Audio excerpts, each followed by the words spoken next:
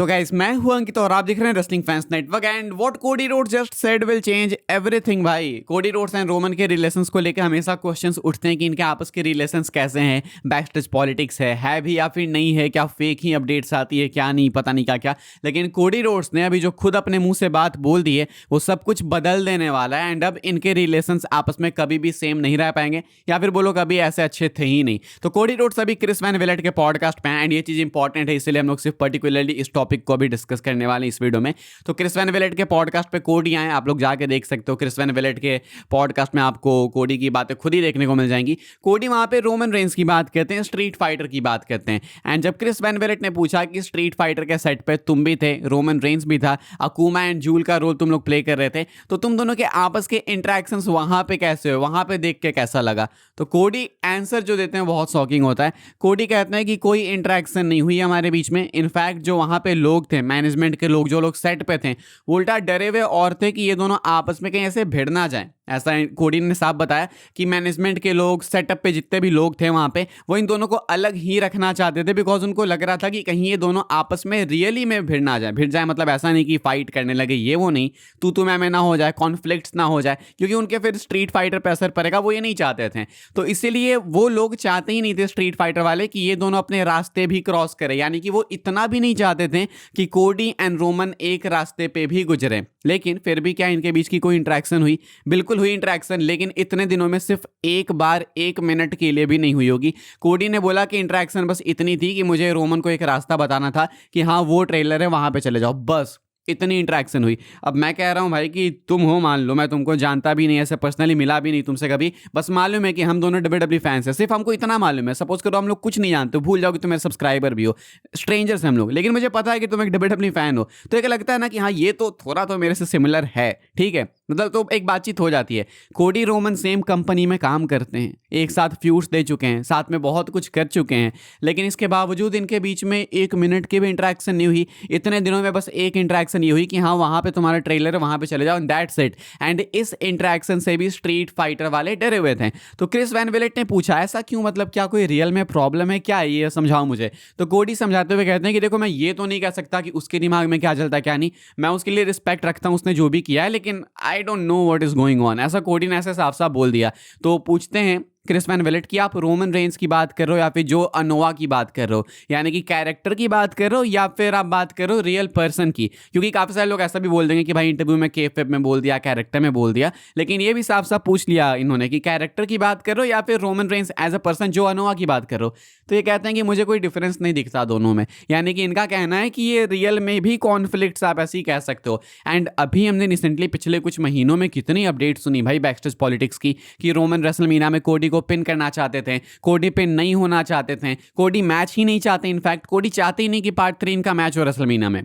तो triple H ने Roman Reigns के ऑफर को टर्न डाउन किया, रोमन रेंस के आइडिया को सूट डाउन किया, कोडी का माना, बहुत कुछ हुआ। एंड अभी मैं देख रहा था रिसेंटली भाई कि ऐसा भी कुछ लोग क्लेम कर रहे थे कि नहीं, जो ये न्यूज़ वगैरह है ये किसी ट्रस्टेड सोर्स से नहीं आई है, ये न्यूज़ ही फेक है। मतलब कुछ नहीं मिला लोगों को तो बैकस्टेज पॉलिटिक्स वाली न्यूज़ ही फेक बता दी।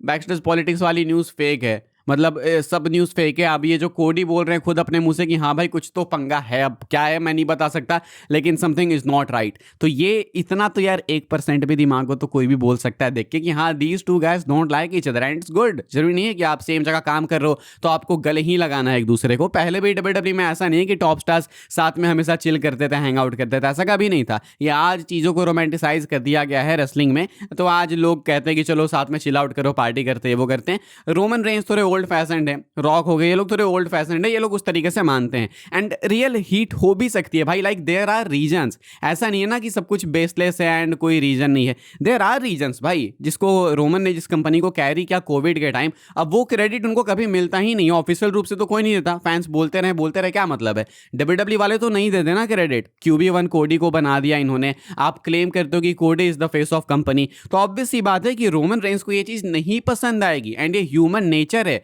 तुम बात ही मत करो प्रोफेशनलिज्म की, ये ह्यूमन नेचर है। अगर मैंने किसी चीज़ के लिए काम किया एंड सबको मालूम है भाई, पूरी दुनिया जानती है, गवाह है कि रोमन ने कंपनी कैरी की है, ये फैक्ट है, इसको आप डिसअप्रूव नहीं कर सकते। इसको डिसअप्रूव करने जाओगे तो बस उसको थेथरा ही बोलेंगे, इससे ज़्यादा कुछ भी नहीं बोलेंगे। कोडी रोड्स इस चीज़ को माने ना माने, ट्रिपल एच माने ना माने, लेकिन ये फैक्ट है।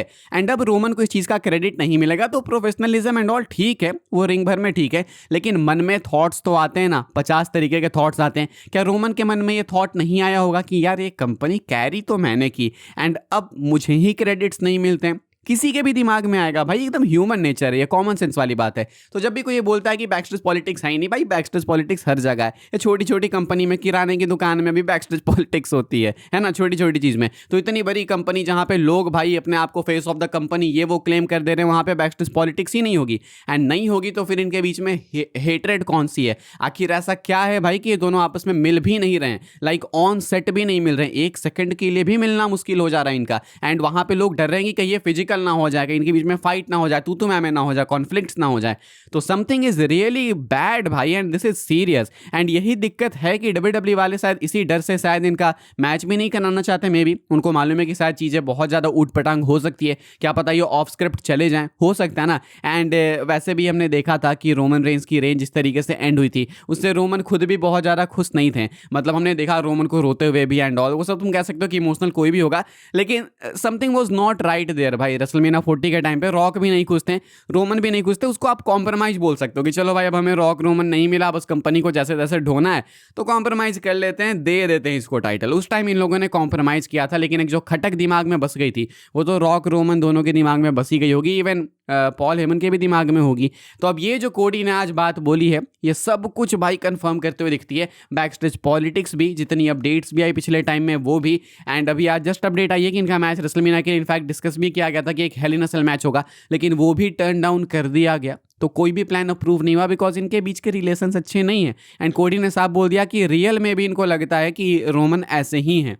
अब बात आएगी कि यहाँ पे गलती किसकी है, तो देखो भाई अब फैन बेसिस हैं दोनों के, तो अपने अपने सुपरस्टार्स को चुनेंगे, वो बोलेंगे कि रोमन की गलती है, हम बोलेंगे कि कोडी की गलती है, ऐसे बोलते रहेंगे, वो चीज़ चलते रहेगी। लेकिन इतना पता है कि इनके बीच के रिलेशंस अच्छे नहीं हैं। एंड कोडी ने आज दिए इंटरव्यू में सब कुछ बता दिया क्लियर। इसके बारे में देखो बात करने को बहुत कुछ है, कोडी ने इस इंटरव्यू में और भी काफ़ी सारी चीज़ें बोली हैं जिस पर बात करने को है हमारे पास काफ़ी कुछ, लेकिन वो मैं कल के लिए बचाना चाहता हूँ एंड टैग टीम टॉकडाउन के लिए बचाना चाहता हूँ। तो वहाँ पर अच्छे से हम लोग डिस्कस करेंगे, वहीं पे बातचीत होती है। लेकिन मैं चाहता हूं कि आज ये वीडियो लीव करने से पहले आप लोग अपने ओपिनियंस कमेंट करके बताना कि ये रोमन कोडी के बीच के जो कॉन्फ्लिक्ट्स हैं, क्योंकि देखो दोनों WWE का मेगा स्टार्स हैं, दोनों क्लेम करते हैं कि वो फेस ऑफ द कंपनी है, बस WWE वाले ऑफिशियली कोडी को बता देते हैं। रोमन को इस चीज़ की खटक है मुझे जहां तक लगता है, बाकी तो इनके बीच का क्या है वो यही दोनों जाने भाई। आप लोग बताना आपके क्या थॉट्स एंड फिलहाल भाई इस वाली वीडियो के लिए यही सारी अपडेट्स थी। आई होप सबको इन्फॉर्मेशन मिली तो वीडियो को लाइक कीजिएगा, शेयर कीजिएगा एंड सब्सक्राइब कीजिएगा चैनल को, ताकि आने वाले टाइम के अंदर आपको और भी सही WWE की अपडेट्स वगैरह सबसे पहले देखने को जानने को मिलते रहे। फॉलो कर सकते हैं आप लोग मुझे इंस्टाग्राम एंड ट्विटर पर, लिंक आपको मिलेगा डिस्क्रिप्शन में।